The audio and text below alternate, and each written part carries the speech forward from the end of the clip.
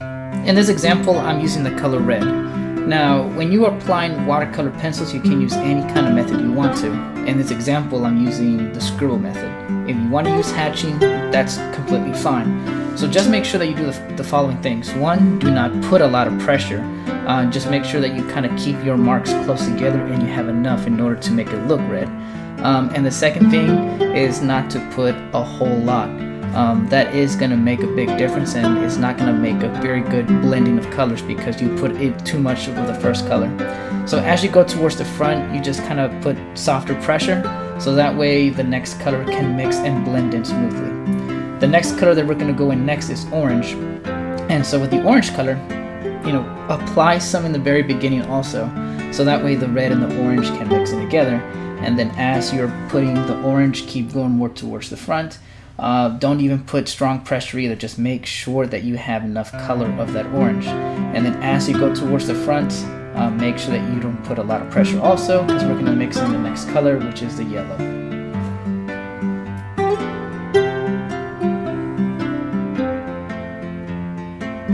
Now that I have the yellow, I can put plenty in the very beginning and just very minimal in the very back.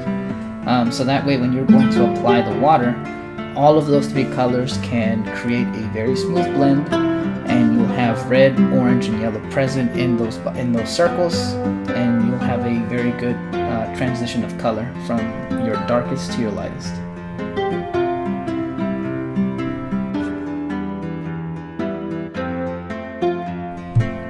You are to apply the same technique with the color blue also. Now you notice with the red, we went with red, orange, and yellow. Now with the blue, I would suggest just use the blue and there's a light blue, just those two colors. Just make sure that as always you put plenty of color in the very beginning, and as you go towards the front, you put less and less color. Once you have that ready, you are to get the light blue, and for the light blue, still apply some in the very beginning and bring the light blue all the way to the front.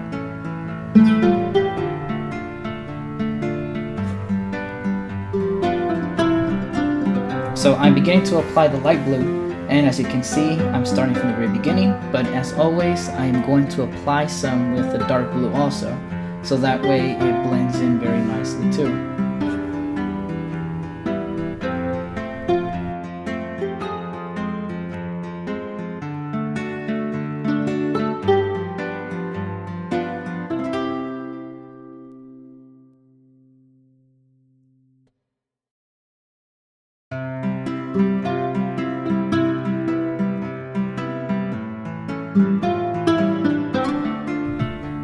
Now with the color green, you are going to apply also a yellow. So there are three colors to pick on the green. Green, green, yellow, and then yellow. So at first I'm applying the green as the dark color. And as always, make sure that I do apply plenty of color in the very beginning, and then go south and towards the end.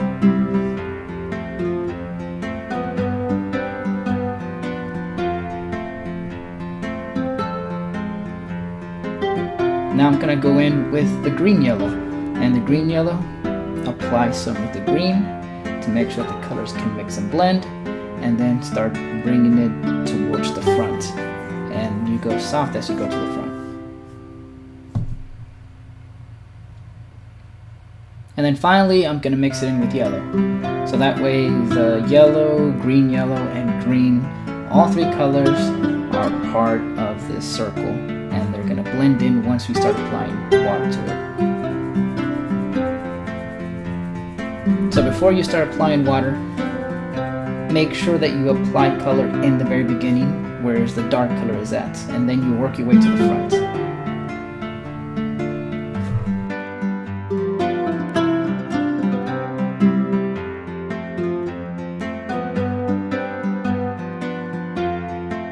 Now here I'm going to start applying water into the pencils.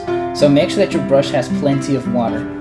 Try not to squeeze the water out of it, because that'll make it damp and not wet, and that kind of defeats the purpose of applying water to a watercolor pencil. So when you're applying the water with the brush, start from the dark area, and you notice how I'm working my way up to the front. There are some spots where there's excessive water and it's darker than the rest of it. That is because there is a lot of pencil in there. And so quickly before the paint dries, work your way to the front so that way all three colors can mix and blend in together.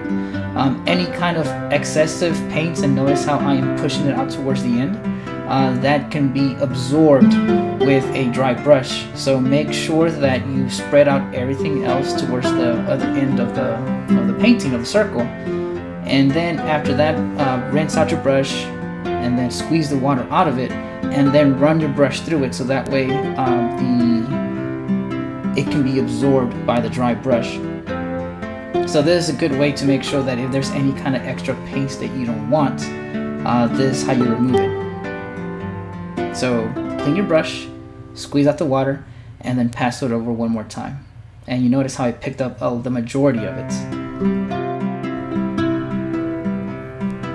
So with the blue, same principle. Just start from one end of the circle and then work your way to the front.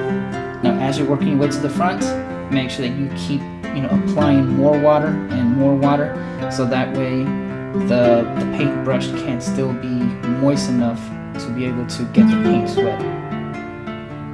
And just apply the same method that you've been doing with the green circle. So remember, this is just practice, so if it doesn't come out right the first time, you have plenty of space on your paper to keep working on blending the paints with the paintbrush.